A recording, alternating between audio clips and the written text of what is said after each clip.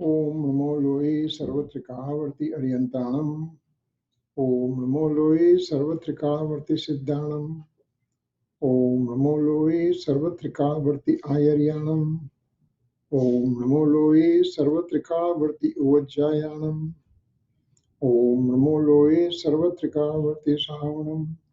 Omkaram Bindu Sanyuktam Nityam Dhyayanti Yoginam Kamadam Moksadam Chaiva Omkaraya Namo Namah.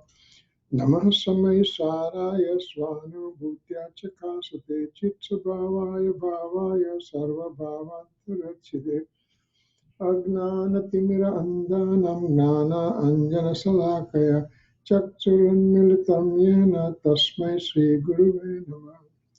Tirthankaro Jagatana Jayantavarto Omkaranada Jinano Jayantavarto Jinana Samo Sarana Saujayantavarto Dhyutitachara Jagama Jayantavarto Namo Tirthanayakane Namo Omkaranadane Omkara Sangarotene Namo Te Sri Kunda Kundane Aho Upakara Jinavarano Kundano Dvani Divyano Jina Kunda Dvani Apya Aho Te Guru Kanano Aho Te Bhagavati Matano Dhruva Achalane Anupamagati Pamel Sarve Siddhane Vandi Kaho Sutta Kevali Bhasita Asamaya Prabhrata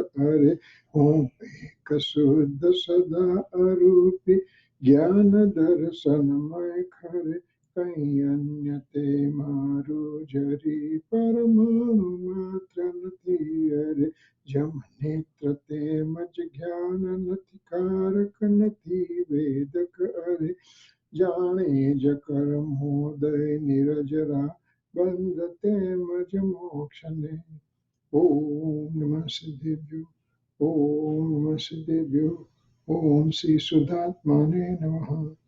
Jai Jinendra. Today is April 25, 2018, Wednesday, and here we are continuing our discussion on stanza 13 of Samaysar. So far we have come in Samaysar stanza 13, and what we have discussed is the actual 9 elements. What is the nature of a given element? How that particular element is being generated. That we found it out, and we came to conclusion that two entities are involved to make it happen, a mode occurring in a given substance. One is from the soul side, that is the eligibility of that mode, and second is from the karma fruition perspective, and we consider that one as a doer, and we are accused him to be a doer because the act cannot happen if there is no presence of that instrumental cause, if there is no presence of that particular fruition of that karma in the form of fruition, karma in the form of having presence or having absence. Both ways it's acting as an instrumental cause. We saw those 9 reals that way. So now in a pictorial form, we are going to summarize all those 9 elements to start with. So that will further our idea, further our understanding that how these 9 elements are generated. So I'm going to bring the slides for the class.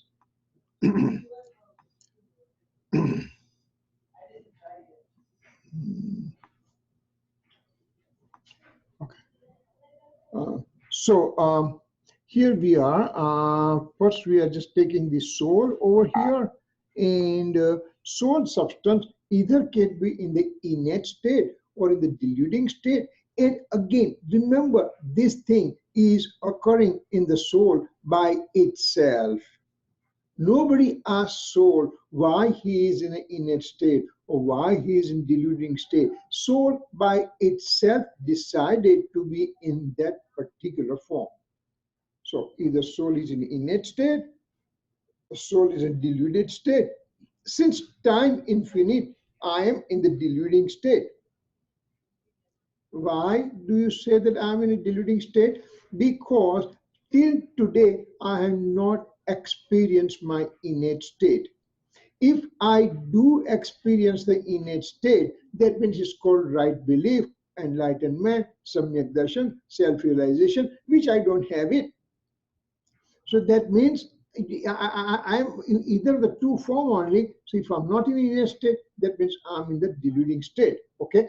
Now in deluding state, what happens? In deluding state, it happens that my, or either it could be innate state or deluding state, either of the state, that particular mode, the soul as a substance, innate state is a mode, deluding state is a mode. So either of the things in the innate or deluding state mode, but our area of concern is a relationship between the soul and the matter, and so we are taking this deluding state.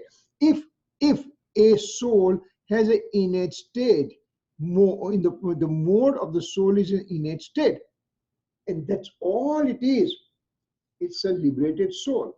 So over here, right away, we have the soul has a two types of the soul is done in two parts: liberated state and bonded state of the soul. Mukta Jeev and Bandha Jeev. Mukta Jeev is a liberated state, Siddha soul. Bandha Jeev is a Sansari Jeev, transmigratory soul. And in that transmigratory soul, in its mode, there is it is called eligibility to go in deluding state. That means that mode has eligibility at that particular event, particular time, particular state. That mode was to come that way only. If tsunami is occurring in the ocean, it is occurring because it was supposed to happen at that particular moment. If there is a small, teeny tiny wave was supposed to happen, it did happen in the ocean because it was supposed to happen that way. So the deluding, you know, it was very interesting thing that I was in Tampa and in a Tampa temple for weekend, and I'm taking a Sunday. I'm taking lunch, and one of the small kid, I think about 5 year or 6 years old kid, is sitting next to me and says, "Uncle, the wave in the ocean occurs because of wind and sun being present, mainly wind." He said, wind is present, and that's why the waves are occurring. And I said, no, that's not completely true. Waves are occurring because there is an ocean present. He said, if there is no wind, there won't be any waves. And I said, okay, there is a wave, there is a wind, but there is no water. Where are the waves coming? So he said, that makes sense.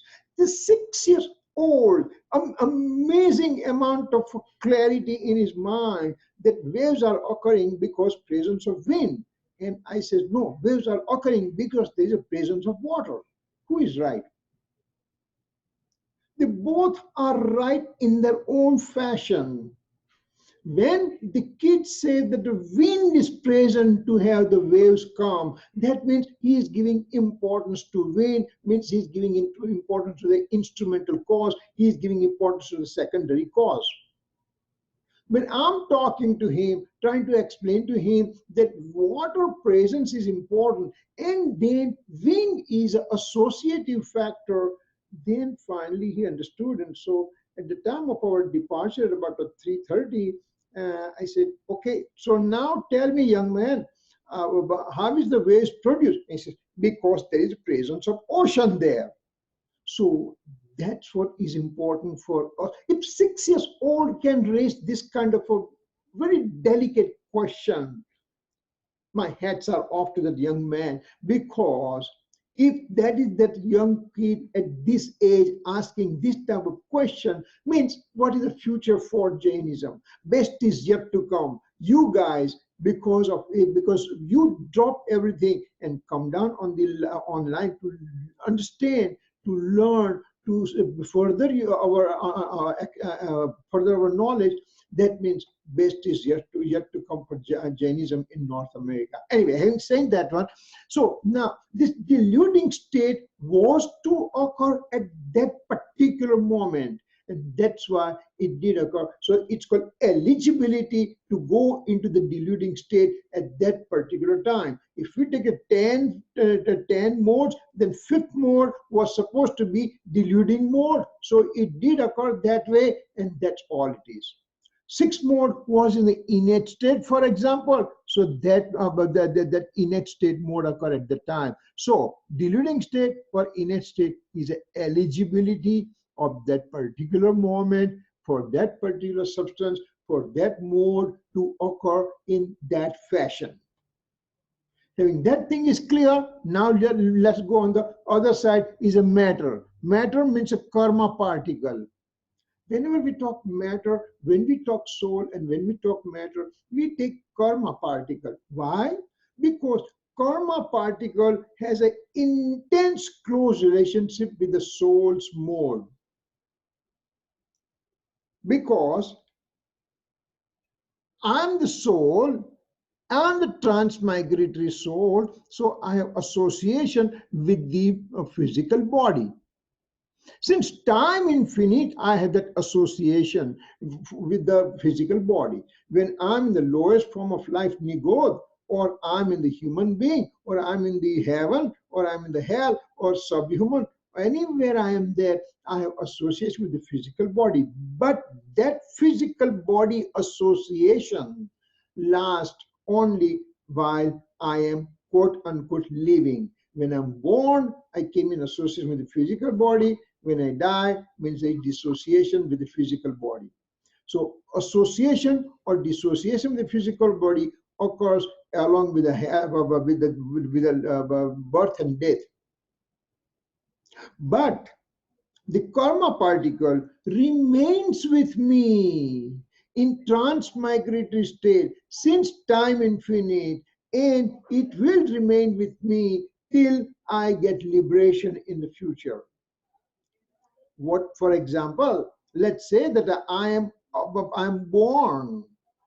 When I'm born, I have association with the physical particle or physical body. When I'm dead, there is dissociation from the physical body. But for the karma, while I'm quote unquote dead, means physical body gets dissociated from the soul, at least carbon particles, means carbon particles remains with me, and this soul from here is going to another transmigratory state.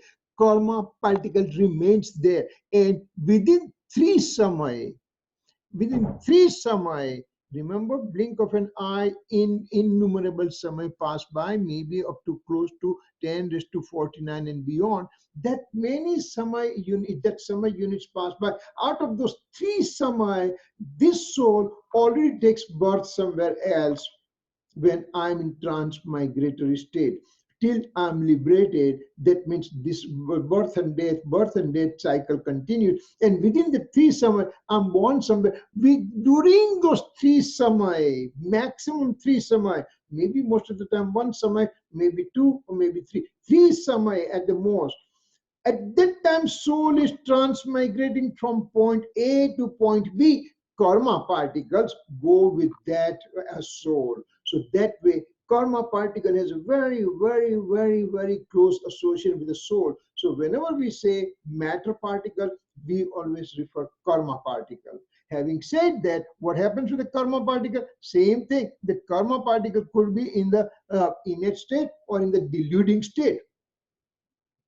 Wait a second. I can understand that I'm in the innate state or I'm in deluding state, but how do you decide? Matter particle also had an innate state and deluding state.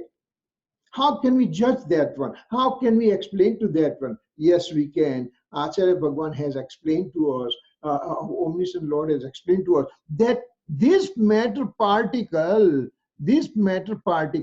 are association with the infinite, with the numerable, innumerable, or infinite association of the other matter particles, and that's why we have the thing seen. I am physical body associated, created by infinite matter particle coming together. My glasses are matter particle made up of infinite matter particles, infinite atomic matter particles. What is atomic matter particles? Means I take a cube, one cube of iron, and I cut into two and further into two and further into two and keep on doing this one till I come to a point in which I cannot divide into two particles from that entity. That means I have come to end. I have come to the dead end in which I cannot divide into two particles, and that is called one atomic matter particle.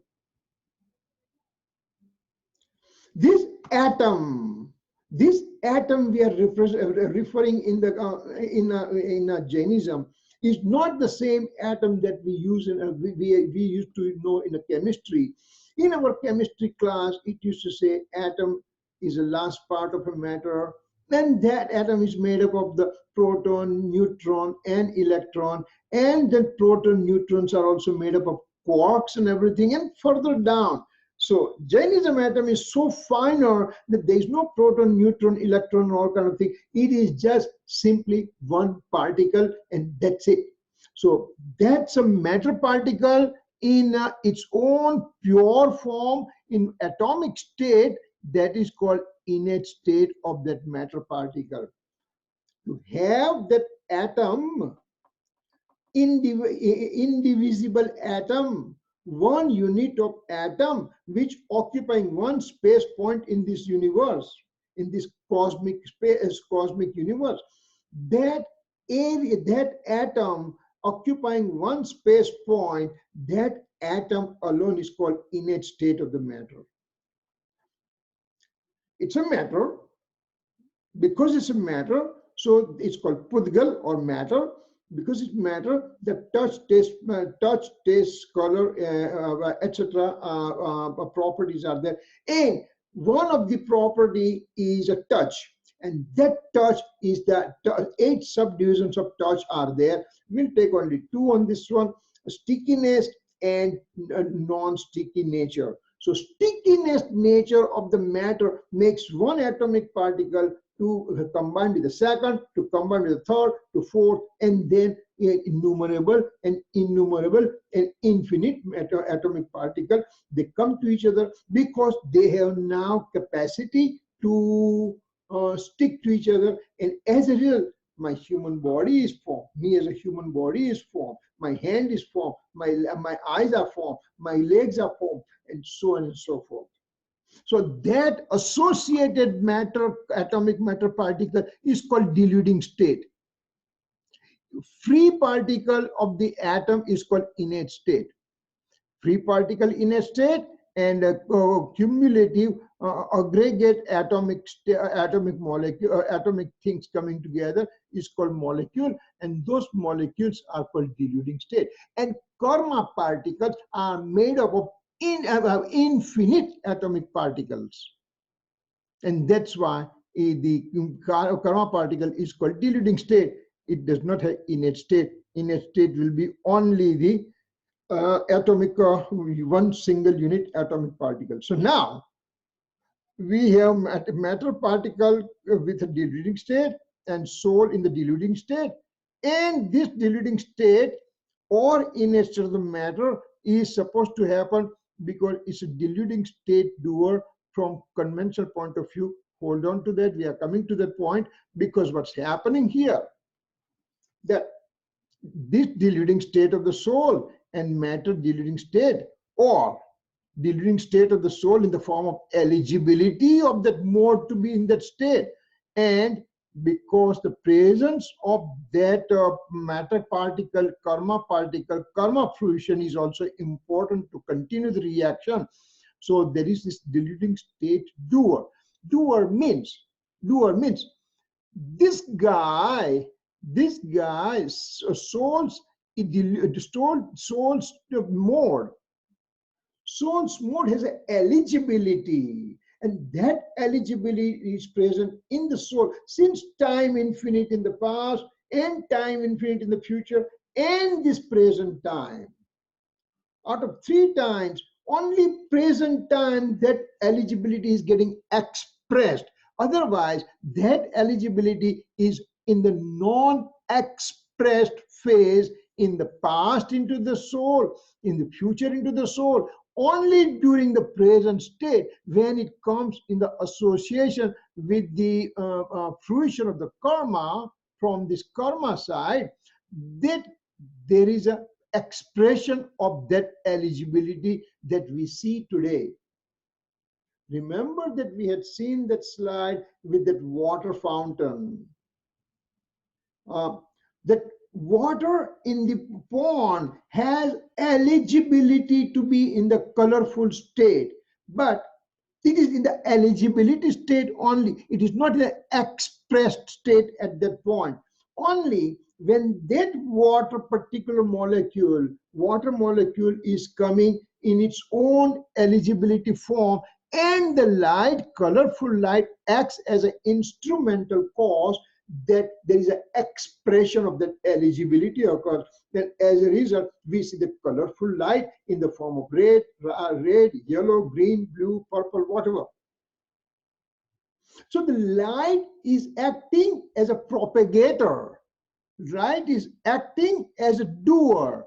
Light is been accused that because light is present, that the eligibility of the mode of the water is getting expressed. And so we are accusing that light as a quote unquote doer for that act from the conventional point of view. So the light is being accused to be a doer because in the presence of light, the expression of the color of the water molecule occurs. Similarly, over here, this soul has this eligibility buried into the soul since time infinite in the past, and also it will remain time infinite in the future with that eligibility stamp. And it's not getting expressed because there is no instrumental cause present. When in the present state, number 5 mode, for example, it is supposed to be in the deluding state, and at the time fruition of karma is present, and fruition of karma is acting as a doer from the conventional perspective. It's been accused to be a conventional perspective as doership, and combination of the eligibility and doership combined together makes that mode to be in the deluding mode, means in the expressed state. Until now, that mode was in the eligibility form since time infinite in the soul.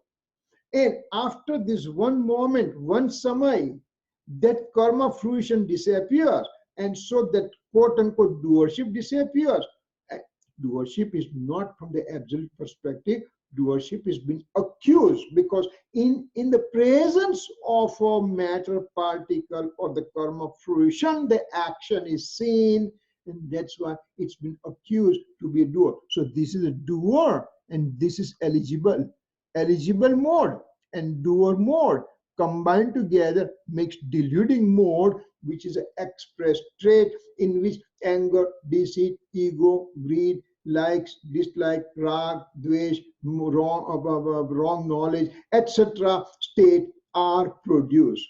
So there is an association between soul and karma. Soul and karma relationship has been established in that particular moment. That's why we see it. Having seen that one, same thing we are seeing in the pictorial form in different way. Okay, why we are doing all this thing? Because I want to make sure that I want to understand how is the deluding mode occurring in the soul, how is a given mode occurring in the soul, how is a given element is generated in a given substance. And that's what we are trying to have. These two major divisions are playing important role. That's why it happens. So now let's go to the next thing. What happened here? Hold it. Somehow I just got a freeze. My computer got froze. Hold it. Okay, now same thing we are seeing from different way. Soul substance has a mode. Soul substance has a mode, and that mode is called soul's deluding state, etc. Ragadi, etc. means inclusion of attachment, inclusion of aversion, etc. state, or partial purity state, complete purity state, everything combined together. It's a mode. We are talking mode, soul's mode. And again, that soul's mode is occurring by itself. There is nobody asked soul to do that one. It's an independent reaction occurs. And while that is occurring, on the other side of the coin, matter substance is present, and that matter substance mode has a mode in the form of karma particle. So now we have the soul's deluding state and karma particle. Now we are going to try to see the relationship between the two. And so now what we are talking, that on the soul's perspective, when the soul's deluding state occurs, we are calling them a psychic karma mode. Psychic karma or soul's mode. Mode occurring in the soul by the soul, and there is no other one is responsible for that mode. So we call that one as a psychic karma or bhav karma. Bhav means it is occurring in the soul substance, versus material karma mode, which is called dravya karma. So the mode occurring in the soul is called bhav karma, and material karma mode occurring is called dravya karma or material karma. So now we are going to see the relationship between the psychic karma and material karma, and in the form of nine elements. How are they related with each other? Psychic karma means bhav karma, and material karma means dravya karma. They both have relationship in the form of saying that it is a principal cause, auxiliary cause relationship.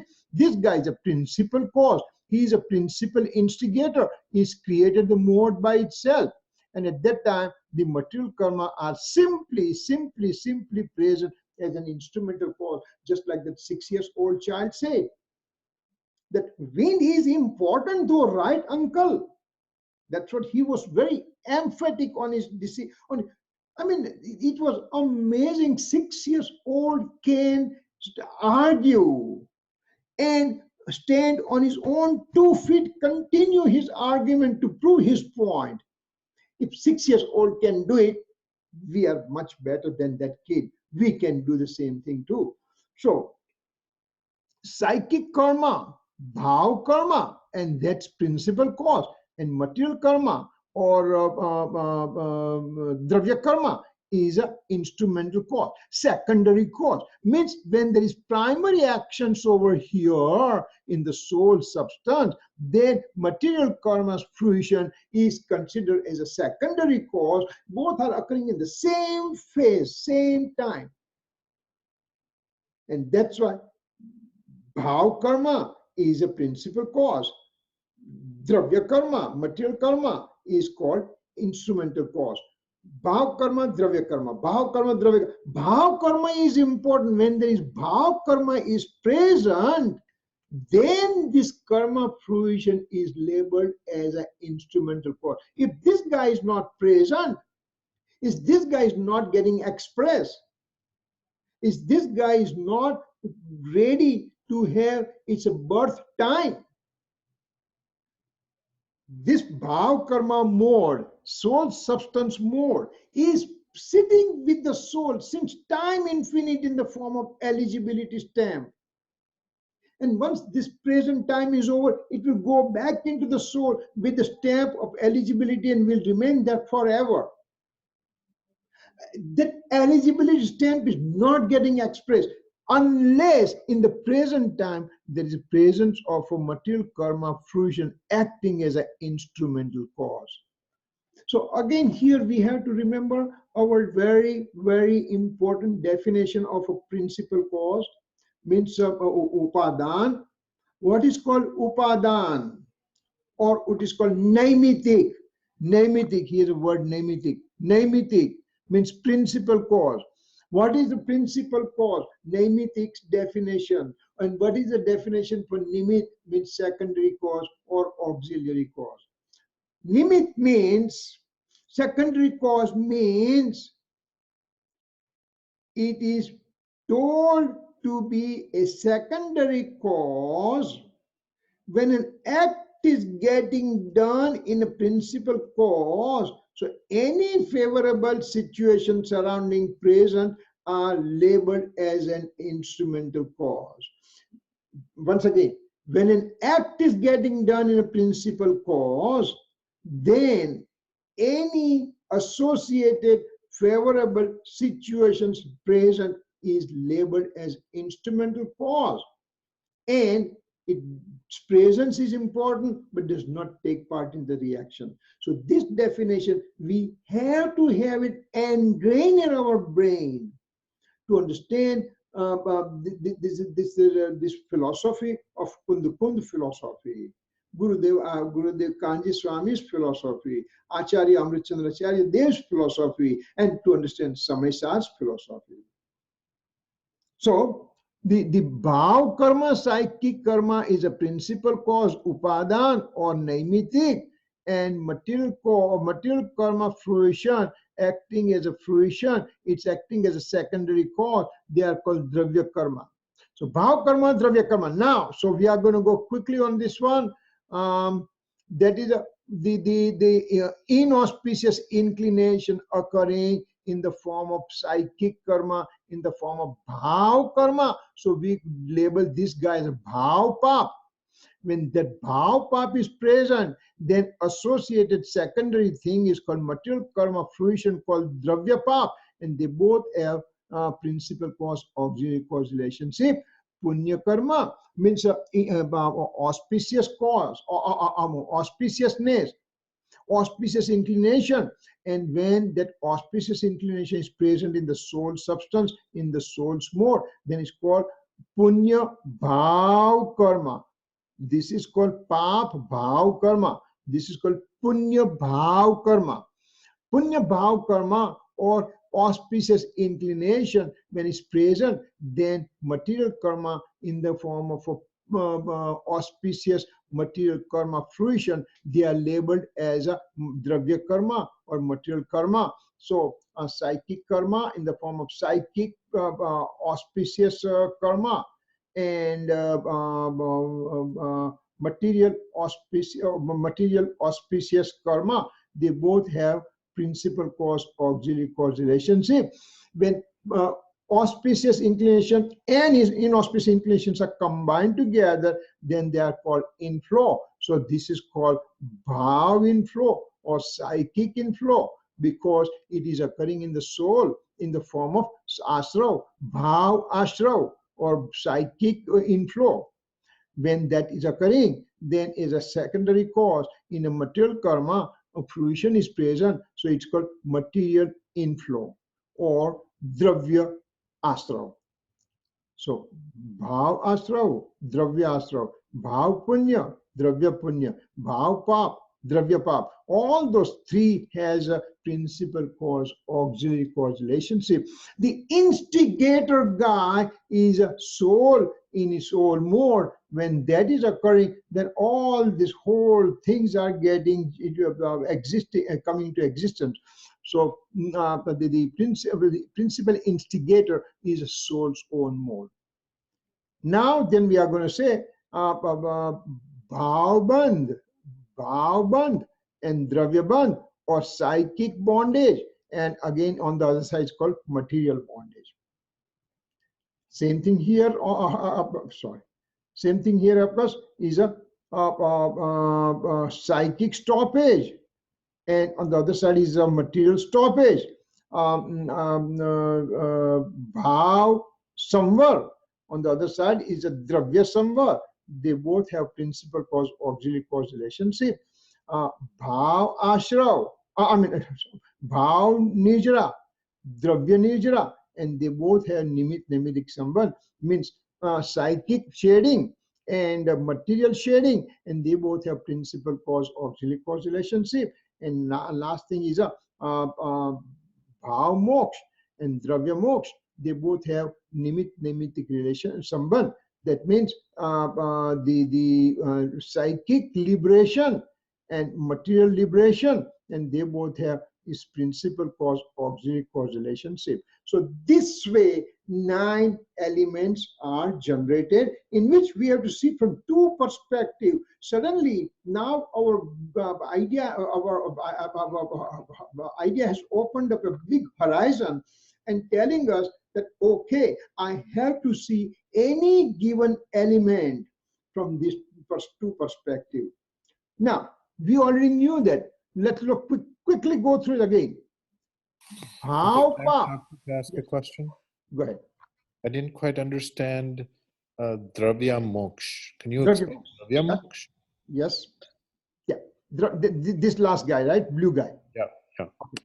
Now remember, just first you understand the word bhav moksha on the soul side, dravya moksha on the karma side. Now I'm coming to the next set of things, that exactly what happens to all these guys. What happens in bhav pap, bhav punya, bhav astra, bhav bandh, bhav samvar, bhav nija, bhav moksha, and respectively same thing on the lower side is a dravya pap, dravya bandh, dravya punya, dravya astra, dravya bandh, dravya samvar, dravya nija, dravya moksha. So now we are coming exactly what's happening. We just established relationship. So what happens at the time means I bhav pap.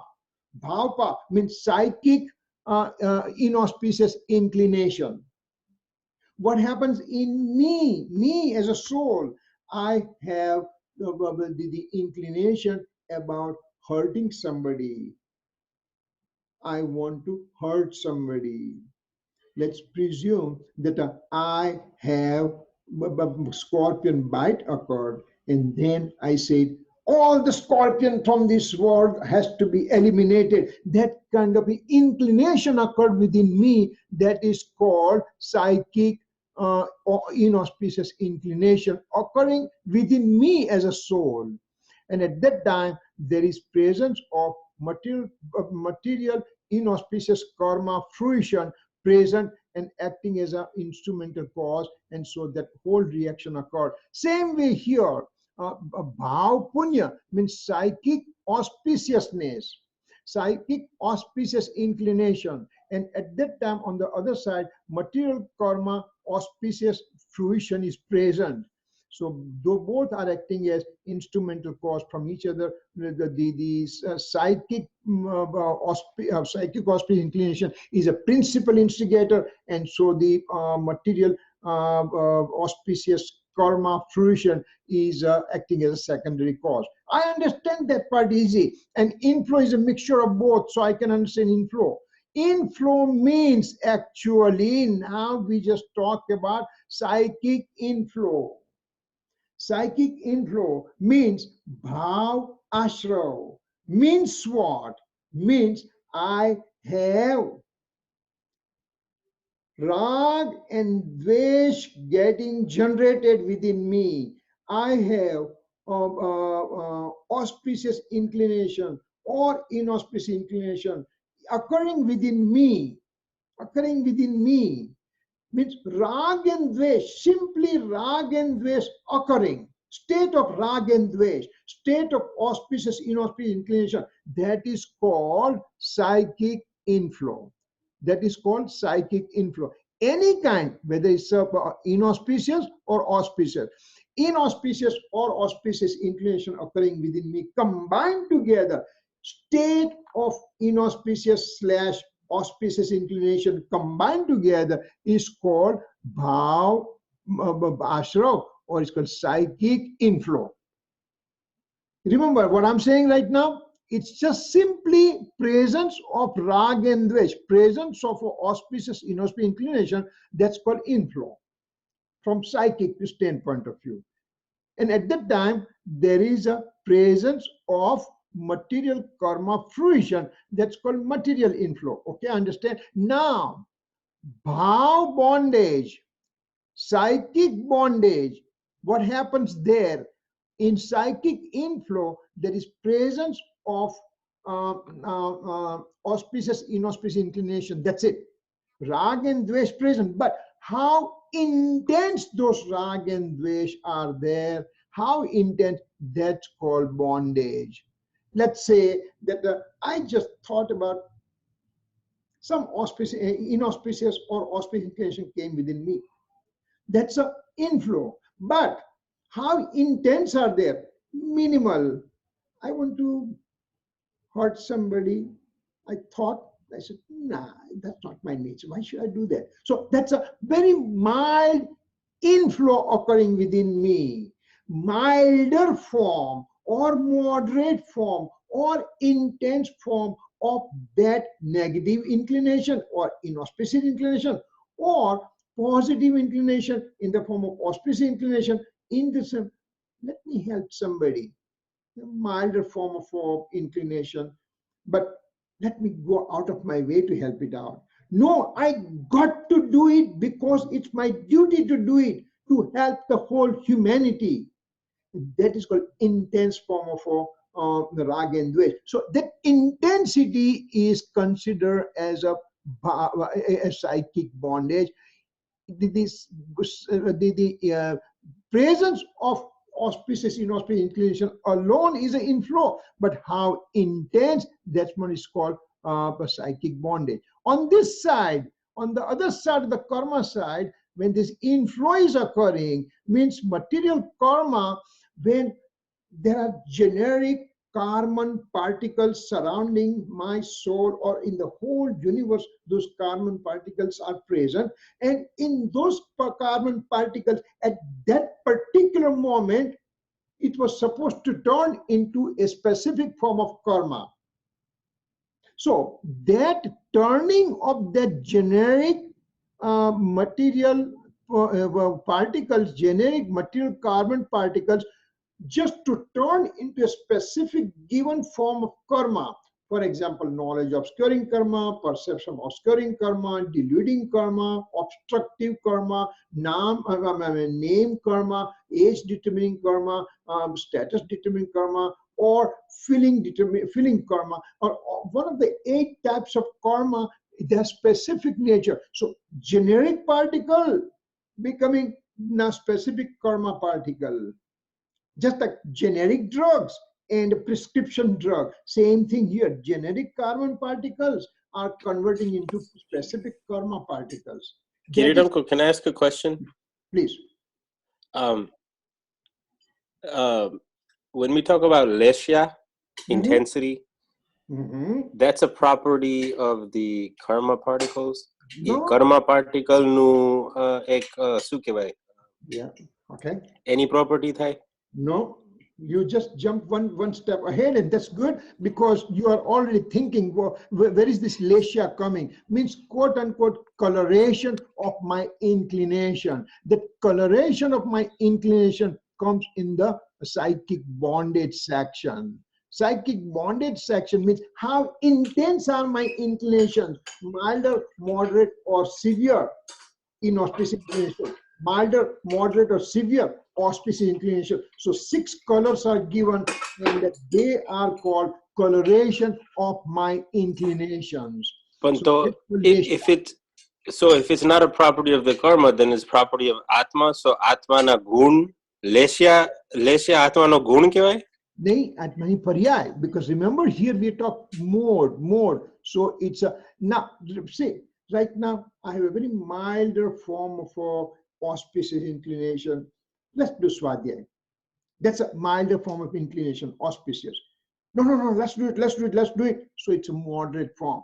I got to do it because I'm an omniscient Lord and I have a capacity to deliver sermon. And as a result, maybe I wish the whole universal souls can get liberated. That kind of intense auspicious inclination, that's called the highest form of auspicious inclination. On the other side of the thing, that little scorpion bite occurred, I'm having pain, I'm suffering, I would like to do maybe that scorpion needs to be killed. That's another intense form of the intensity is somewhat more. And whole universe, from the whole universe, all the scorpions should be eliminated. That kind of inclination is an intense negative inclination. So intense negative, moderate negative, or milder negative coloration. That's called coloration, lesha. Or intense positive, moderate positive, and milder positive. There is also called positive coloration of my mode, my psychic karma, my psychic bondage. Means how much intensity I have. Kirit uncle, so I'm still confused. So intensity is a property of the psychic karma or of the bhav bhav parya of the soul's paryay. Bhavband. Band over here. Remember bondage? But okay, so it's a property of the paryay in the band. Yes. Bhavband. But really, all of the properties of the paryais are properties of the dravya. Like all the attributes of the paryai come from the attributes of the dravya, right? So soul substance is not sitting over here. Soul substance is creating these modes. Yeah, so that means that intensity or leshya is a property of the soul substance and yes. gun che? Yes. Now I know where you're coming from. When you say leshya or when you say coloration, color is a property of the matter. Why you are using that thing over here? We are using simile. We are giving similarity. We are trying to explain how intense, what's the intensity of my positive and negative inclination within me. To denote that one is the word leshya is used, and lack of better word for leshya in English language, we use the word quote unquote coloration. But in actuality, it is called intensity of negative and positive inclination in the soul. That's called leshya. That word coloration, when you say red, yellow, white, or black, black, gray, and blue, those colorations have been described. They are trying to describe about the intensity of positive or negative inclination occurring within me as a soul substance. I don't know why I'm so confused. If someone asked me the question, is leshya a property of a dravya, or is it a property? Is it a property of pudgal, or is it property of soul? A soul substance? How do I answer that? So it's a soul substance's mode is been labeled as leshya. Soul substance's mode is described as leshya, and that leshya means it's described in the form of colors. But colors are just used as a simile, just to get me some, let's say white color versus black color. Well, black is intensely negative, white is intensely positive. So just to show that I have a positive inclination of an intense type, then it's a white coloration is labeled. It's not color, it's not actual color. Kirit uncle, I understand. I'm following you. Worry about it. Speaking Gujarati, no problem. Yeah, go ahead. If I answer the question that it's a property of the bandh paryay, all the attributes all the paryay is a part of the dravya, right? The soul substance, right? Yeah. So the attributes in the paryay come from the parent, the attributes in the soul. So now I didn't know there's an attribute in the soul that has to do with leshya. I didn't know that. No. See, now, see, as we have limitation of words, when we say attribute, it's not a gun over here. Quality, let's say the intensity. I want to describe intensity of my rag and dvesh. How can I? Yeah. એ વિભાવ છે ને હા કેમ કે હા એટલે એને હું એ જ કહું છું it's not a property, it's a વિભાવ. Vibhav. And that Vibhav is how intense. Is it a intensely positive or intensely negative? Intensely rag or intense dvesh? Rag also could be in the three. Let's presume quick explanation. That again, explain. These are the example. Try not to dissect example into the fact. What is happening? For example, let's say that I saved one son of a king. Did I do a good job? Yes, did a good job. I saved 10 family members of the king, means moderate positive inclination. And I said whole population of the kingdom, then it's called intense positive inclination. Or I killed one guy in the state, one negative inclination. I killed 10 people in the state, moderate inclination, negative inclination. And I killed the whole population of that state, means intense negative inclination. So this 3 positive and 3 negative, how can I describe? So in the literature, they are giving color coding. So actually it's a soul as a substance, has a mode, which is a vibhav, which is the deluding state, and it can be rag or dvesh, and the intensity is described. That means it's called bhavban, which is called leshya also.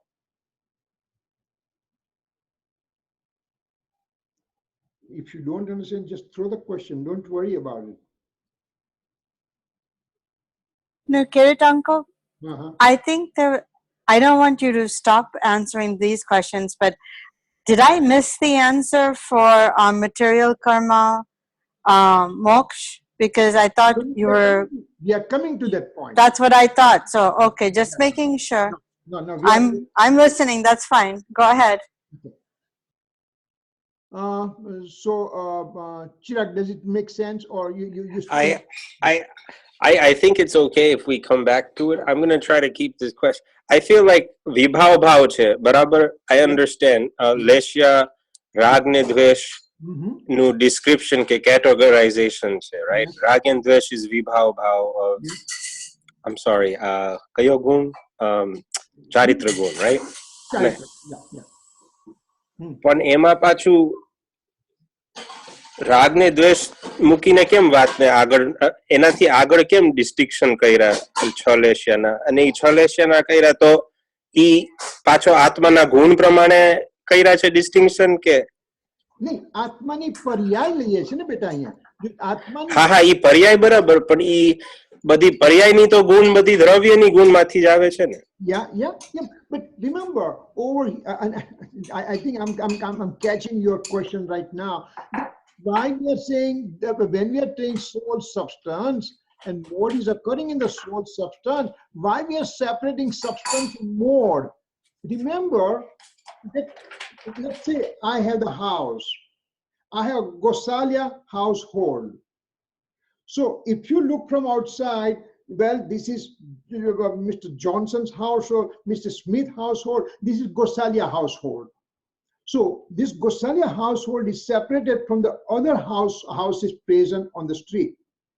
Now you are entering into the Gosalia residence.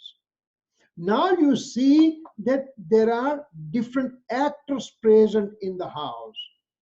There is the 2 sons are there, 1 daughter is there, parents are there, and the grandmother also was staying. And so we had the whole unit present in that Gosalia residence. But in Gosalia residence, everyone has specific duties assigned.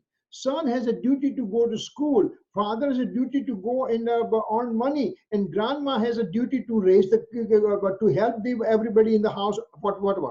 So everybody has specific work. So when I'm entering into the soul substance over here, then I'm just looking that, oh, in the soul substance, there are attributes are there, modes are there, substance is there. What do I want to talk right now? I want to make mode as a primary. So I make soul substance a secondary. I make attribute a secondary. And now I go through the soul's mode. And that's why I'm giving importance to that mode over here. What is that mode? It's called rag or dvesh mode. What is it called? It's called deluding state mode. It's called vibhav paryay. So now I have narrowed down my focus on vibhav paryay only. Vibhav paryay occurring in the soul substance in the form of rag and dvesh. So now, what is that rag and dvesh? How do I describe? I have a rag, I have a dvesh. How do I? So then the categorization is done for this rag and dvesh in the form of quote unquote coloration, means they are color coded. Color coded in the sense, artificially we are just trying to explain. For example, Mahavir Swami, before the third, this is his last life, and 3 lives before the last life, he got the intense 16 bhavana, sola karan bhavana. He had those 16 desires, intense auspicious desire that my liberation is now extremely nearer. But how can I do something so that with me other people, other living being also can get liberated? That kind of intense auspicious inclination he did, and that is called psychic bondage in the form of positive psychic bondage, or it is called positive punya psychic karma, or punya psychic karma, or it is called positive psychic bondage. On the other side of the coin, these guys are living in my state, but they are anti-state actors and they need to be removed. They deserve to be killed. And so I'm going to go and kill 6 million of those people which they are deserving people to be killed. And that kind of intense negative inclination occurred within me, and that is called black lesia. Mahavir has a white lesia.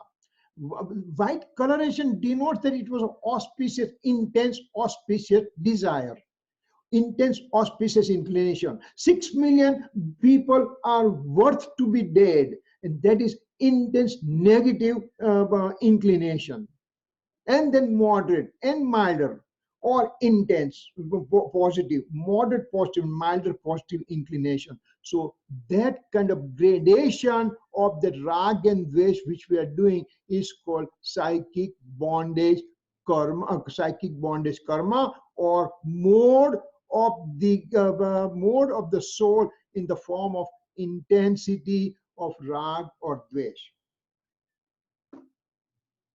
Does that explain to the thing? Barabar, sir. Yes, if it's not, then don't worry. I mean, if we don't have to move forward just because you keep asking, and then people think that why he's stuck. Don't worry about that part. The coloration word is a kind of a confusing, because color is a property of the matter. Why we are bringing color over here? It just to denote the intensity of rag and dvesh. That's all. So that this has been, it's labeled is with the colors. That's all it is. It's not actual coloration. It's not a white, yellow, or gold, and red, white, yellow, or red, and black, or gray, or blue. So there's 6 colorations given, means it just denotes the intensity of those things. So rag and dvesh intensity is considered as a psychic bondage or bhav bandh, or it is the ragadi intensity. When that thing is happening, what is happening here? Remember, we are not going to forget this guy. The material inflow was generic carbon particle turns into the specific karma. Now this karma, they come in association with the soul, and then they come in the form of a number of karma particle coming, and specific type of karma particle coming, and how long they are going to stick with me, and when the fruition occurs, what will be the intensity of the fruition, and those kind of changes occurring in those material karma getting inflow to me, that is called material bondage. Means prakriti, pradesh, sthiti, and anubhav, 4 parts. What type of karma, amount of karma particle, how long they will stay with me, and what will be the intensity when they come in fruition. So these 4 guys, 4 conditions occurring in that material karma getting stuck to the soul is called material bondage or dravya bandh. So the main main kind of understanding occurs in these 4 guys, and that's why I want to take enough time for us to understand over here. Inflow, psychic inflow, bhav ashrav means generation of rag and dvesh into the soul. That's all it is. Now, bhav bandh means intensity of that rag and dvesh. While those things are occurring over here, generic carbon particle turning into specific karma particle is called dravya bandh, and then dravya bondage means what type, how many particle, how long they will stay, what will be the intensity at the time of fruition. All those things, their karma come deciding that way. So that's called material bondage. So these 4 guys are occurring at the same time. One samay, 4 guys are occurring. 2 from the soul side and 2 from the material karma side. Now that we put 4 guys together, does it make sense to us? Throw me the question if we didn't get this point here. Once again, in rag and dvesh occurring within me, intensity of rag dvesh occurring within me is a bondage, means bhav bandh. Rag and dvesh alone are called bhav ashrav, and intensity of rag and dvesh is called bhav bandh.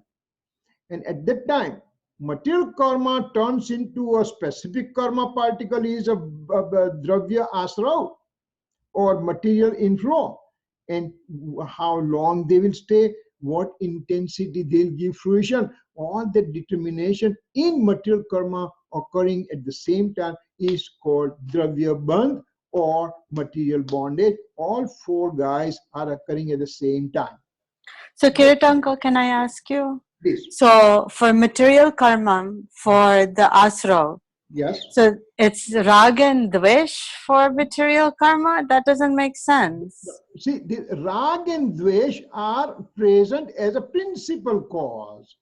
When okay. Dvesh are present as a principal cause, the karma, the generic carbon particles, this generic dust around me, they decided that I would like to become certain specific type of karma. For example, here I made the anger. I am angry right now. That is my inflow, angry. Then this karma says, hey, you know what? I would like to become anger producing karma right now. And at the same time. Now, how intense is my anger? Mild anger, moderate here. So Kirit uncle, here is I think really my question. How does bhav bandh become more intense? Is it because of more mamatva? Is it because of more ego? I think this is what I'm asking. Because remember, it is my own doing. My own doing, I decide, do I want to be anger in milder form, moderate, or intense form? How much, what is my intensity of my anger going to be at this point? So one day I'm extremely angry, and other day I'm mildly angry. What happened? It is I am the instigator. I am the troublemaker. I decide myself how much should be my. Let's say that I'm coming from overseas, and there's a huge line at the immigration. Huge line. So I said, it's a summertime, and yeah, lots of visitors are coming, so there's a big line there. So I take it lightly. Or I can say, all these people, why the hell they have to come here and make my life miserable? My next flight is waiting, and this. So I decided to become angry, intense form or milder form, depending on me only. That line did not do anything to me, but I decided to be in that intense form of anger or milder form of anger. Yes? Are we there? Barabar. Okay. Works for me. Okay. Okay. So now, you know what? These are the thing takes, whenever I play this slide, these are the one takes max amount of time. But it's okay, because it's our understanding, because this is our base building. Once we have clearer idea here, then rest of the thing becomes very easy. Over here, stoppage, shading, and moksha. And I know we started with a simple question that Ketan asked, what about material moksha? That's all his question was. And here we are for last 20 minutes on the same answering and not coming nearer to his answer to that question that he raised. Now, we are coming, Ketan, we are coming. So, stoppage. Stoppage is what? Psychic stoppage or bhav samvar. Psychic shading is bhav nijra, and psychic moksha is a bhav moksha. So, bhav samvar, bhav nijra, bhav moksha, psychic stoppage, psychic shading, psychic liberation. So, three things we are taking together right now. Over here, material karma, psychic stoppage, psychic shading, psychic, stoppage, material shading, material moksha, or dravya samvar, dravya nijra, dravya moksha.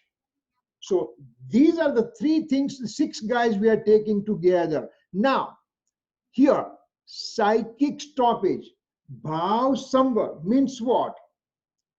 Bhav samvar means something happening in me as a soul substance.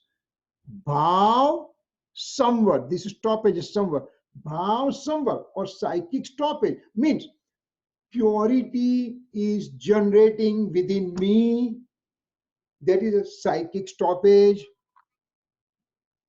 Purity generating within me is psychic stoppage. Means, remember my faith attribute, it was directed to the alien object. Now it's getting directed to myself, eternal soul substance, and I just had super sensuous bliss experiencing. So that is called beginning of purity. Beginning of purity is a psychic stoppage, or it's called bhav samvar. Then increase in the purity, my gradual purity increases and my impurity proportionately gets decreasing, and that is called psychic shading or bhav nijra. And once complete purity occurs within me, I'm totally engrossed within my eternal soul substance, and there are no impurities remaining within me. I'm the omniscient Lord, or I'm the Siddha Bhagwan right now. That means it is called psychic moksha, or it's called bhav moksha. Complete purity within me is a bhav moksha. So bhav moksha means complete purity within me. When we say moksha, people will look up and say, oh, the Siddha Bhagwan is sitting there on the adobe of Siddha. No, that's not the thing that we are talking. complete purity occurring within me is a bhav moksha, or it is called psychic moksha or psychic liberation.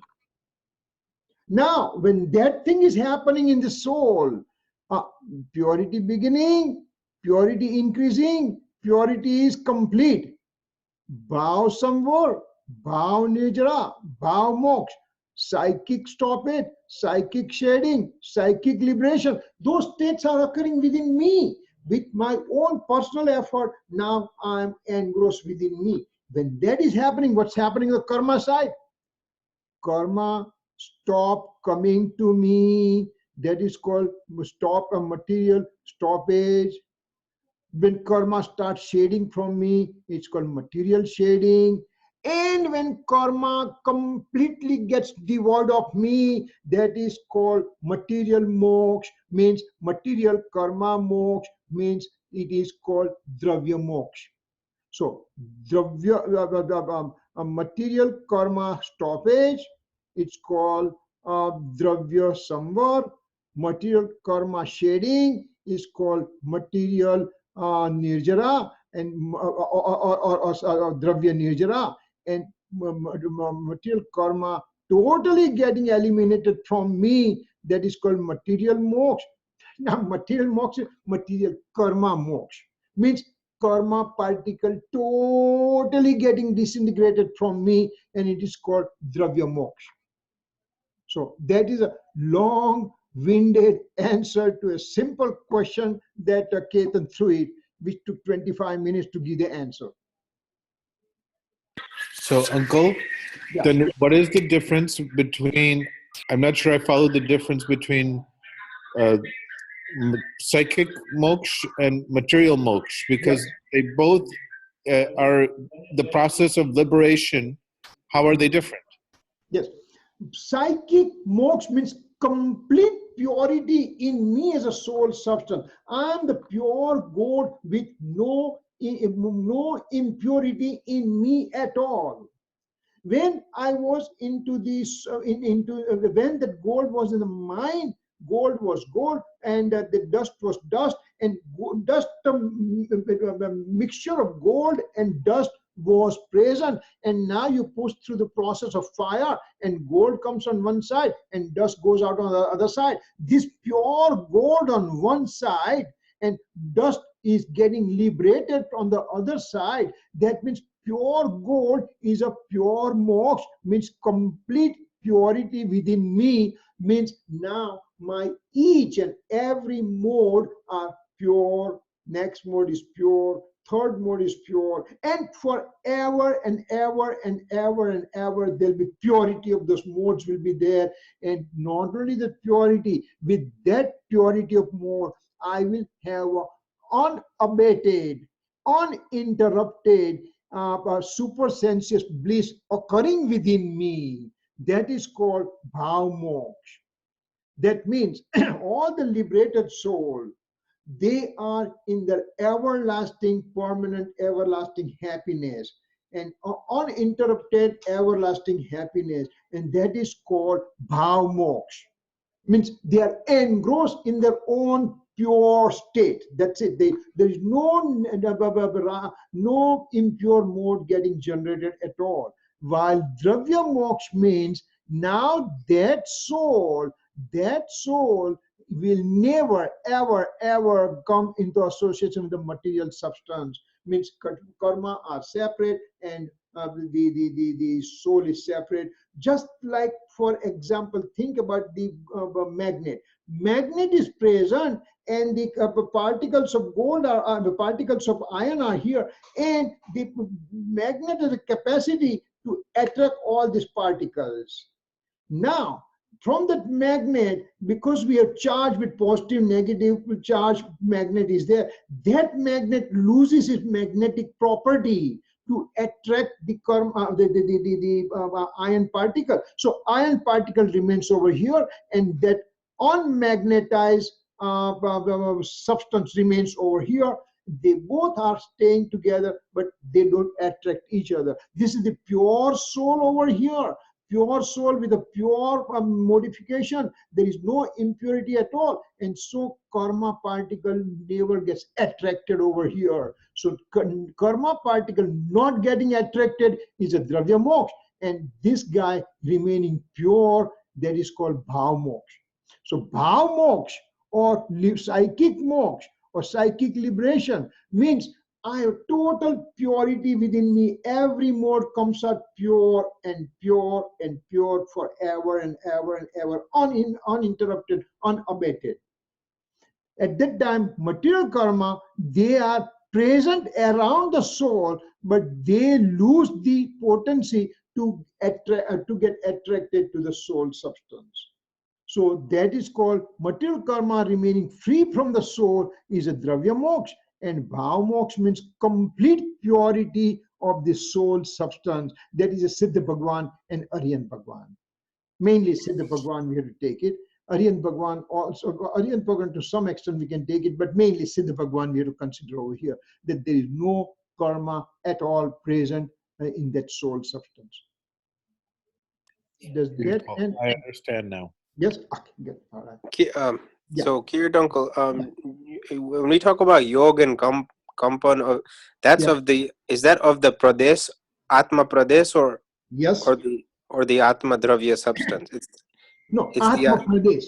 Acha. When we talk soul, we talk four things: dravya, kshetra, kal, and bhav. Substance, area, attributes, and modes. Four things we consider as a total substance. When we say substance in total, when I say substance in general, then I'm talking from four different perspectives: substance, attribute, modes, and the time. Substance, attribute, modes, and the area. Substance is a soul substance. Attribute is an infinite attribute present in the soul substance. Modes means each attribute is having its own modification, and soul has an innumerable space point. So soul's sphere of action does not go beyond these four things. Soul has a limitation of its sphere of action within these four given things. So yoga and kampan is the Atma pradesh, vibration in the Atma pradesh. Yes. So if we take the innumerable space point of the soul, then those individual space point keeps on shaking. That's called kampan. Let me bring that slide just to show. I think we have shown one time, but I can bring it that one. Let me see. Where is that one? I think, yeah. Let's see. Just give me 1 second.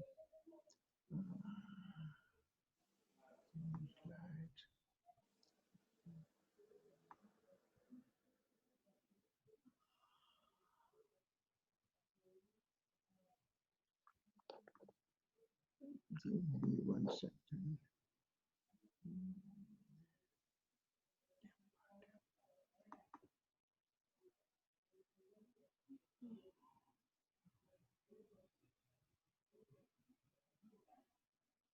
No, it will be in.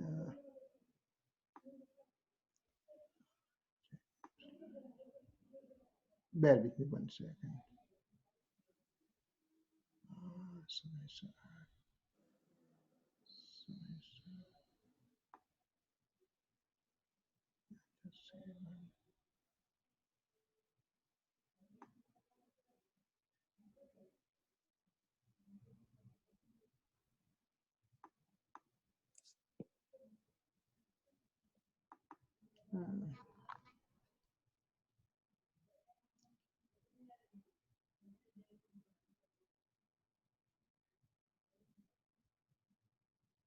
Okay, here it is. Okay. All right, let me bring it here.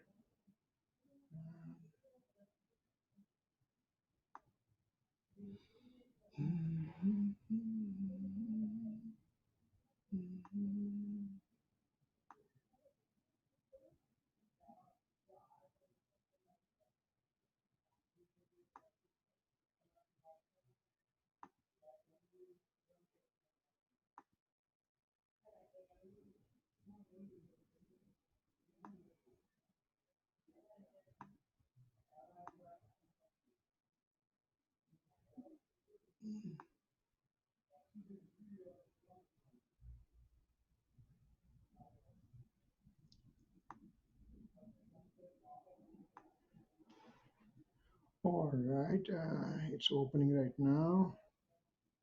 And the screen share. All right, here it is. So what we are talking is a yoga. Kampan, Atma Pradesh nu Kampan means a space point of the soul getting vibratory activity. What exactly happens is we are trying to see in the pictorial form, and here is that slide which tells us what happens there. Slideshow from the current slide. Okay.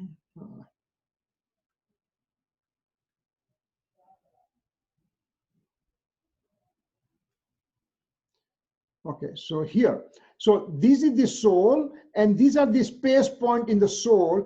I mean, ignore my graphic because this is this not completely shape of the soul, but presume that this is shape of the soul. So there are in 1 and 2, these are the space point of the soul, and they have the vibratory activity the way we are seeing right now. These are the space point vibrating. And so when they are vibrating, the space points are vibrating, that means it's called vibratory activity of the space point of the soul, and there is an action occurring in the soul, and as a result of that one, secondary activity occurs in the form of mind, speech, and body activity in a matter particle. And so when we say yoga, means we always say mind, speech, and body activity, but actually when we say yoga, means the vibratory activity of the space point of the soul. That is the real yoga. And this yoga means it's an altered manifestation of the yoga attribute of the soul. The natural state, natural yoga is an altered manifestation of yoga attribute of the soul.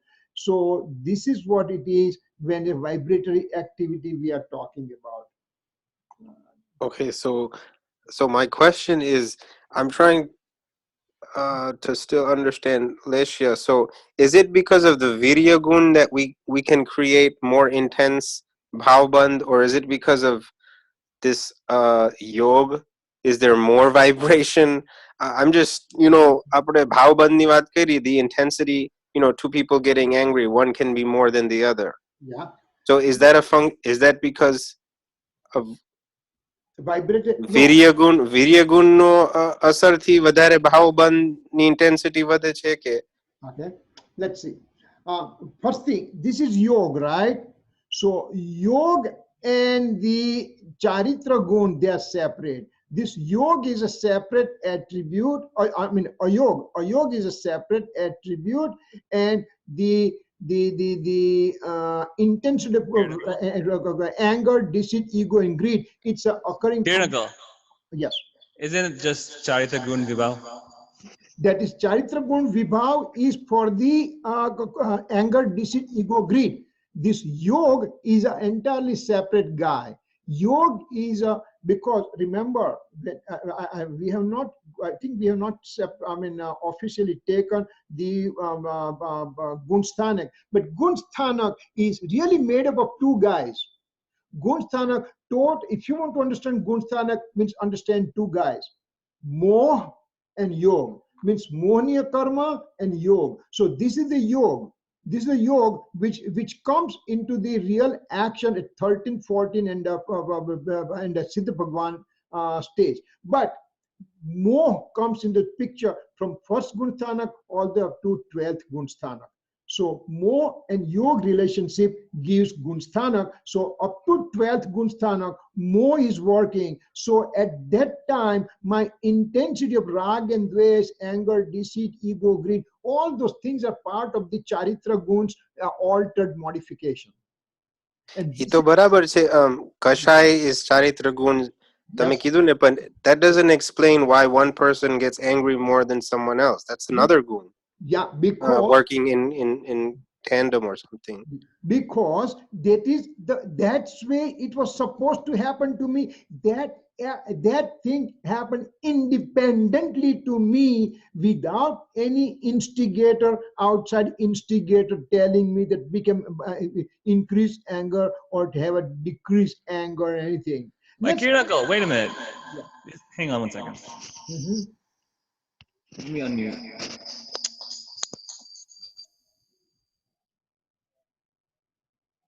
If you have somebody who's very, very upset, and is Nitya Drashti, and they create Anantanubandhi. Bondage. And you have somebody who's fifth Gunastanak, and they make Apratyakhani. Mm-hmm. Krodh. Mm-hmm. Then, I mean, those are two Vibhav Paryayas of Charita Gun. Yes. So I don't know, and there is a difference in intensity. So I'm not clear why a difference in intensity means that it's not Charita Gun Vibhav Paryay. It is still Charita Gun Vibhav Paryay. Definitely, yes, it is. It is. So no, we did not say that it's not part of the Charita. When we say yog is entirely separate properties. Yog is a separate animal by itself. We don't have to bring yog into our present discussion. Only we are talking about altered modification or any modification in the soul. I mean, if we take purity, impure mode, or partial impure mode, on partial pure mode, or complete pure mode, all those things are mainly from conduct attributes mode perspective. Charitra Gunni Paryayni Apekshathi, we are talking about intensity of anger, deceit, ego, and greed, or intensity of a positive inclination also. Okay, so then no, you are not clear in your mind yet. So the whole discussion of Lesha is just a subcategory of Charitra Gun Vibhav Paryay. Yes, let's put it that way. Yes, in one short answer. Yes. Okay, so there is nothing about like Virya Gun, like like doing something more anger or something. It has nothing to do with any other gun. No. Okay. Isn't Virya Gun the power of Atma? Yes, that's a Purusharth. Virya Gun's mode is called Purusharth. So Purusharth is separate things. Because remember, in one mode occurring within me right now, if you talk from the knowledge perspective, it's called knowledge mode. If you talk from faith perspective, it's called faith mode. It's called conduct perspective, it's called conduct mode. One mode, but from which angle you are looking at that mode, and you can label, oh yeah, it's an anger mode going on. No, it's a positive inclination mode going on. No, it's a knowledge mode going on. It's which in that mode, which attribute you are making primary, and you just talk about that one. But in one mode, infinite attributes are represented. So it depends which one I'm making it primary and which one I'm making a secondary. So if I'm taking rag and this primary, means I'm talking for conduct attributes mode perspective right now. But in the same mode, at the same time, there is knowledge perspective is there, a faith perspective is there, and so on and so forth. So Virya Gun Vibhav Parinaman ne શું કહેવાય? Vibhav Parinaman is Khotu Purusha. Galat Purusha. Yeah, but okay, same one mode I'm taking, and now I'm saying my Purusharth perspective, what will you call this mode? If this mode is a deluding mode, then it is my altered Purusharth is there. If it is a purer mode, it's a right Purusharth is there, and it's completely pure mode. Then it's a when my Purusharth is totally been achieved right now. So that's how we talk from the Purusharth perspective that way. Okay, barabar. Yes. Very good. Okay. Now, any other question to anybody else right now? Because, I mean, we just went through this one, but again, it's very important that we went through it because it is very, because it clears up. These are the very teeny tiny point in which we can get stuck. And so at least we understand what it is right now, Anybody else has any question right now?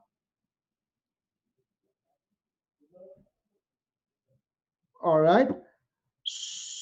Only 1.5 hours passed by. I can't believe that, time passes so fast, so quick, Okay. If there's no question, then we'll do the closing over here, okay? Javani ke gyan se suje lokalok, sovani mastaka namo sada deta hu. 9 times Namo Kamadram.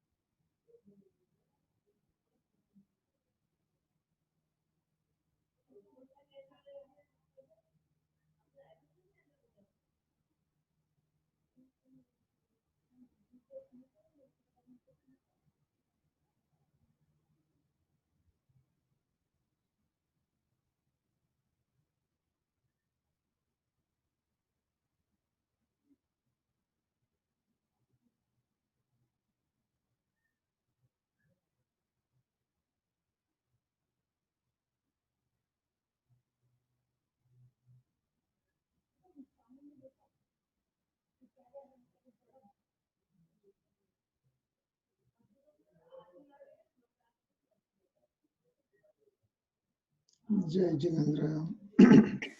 Thank you. Okay.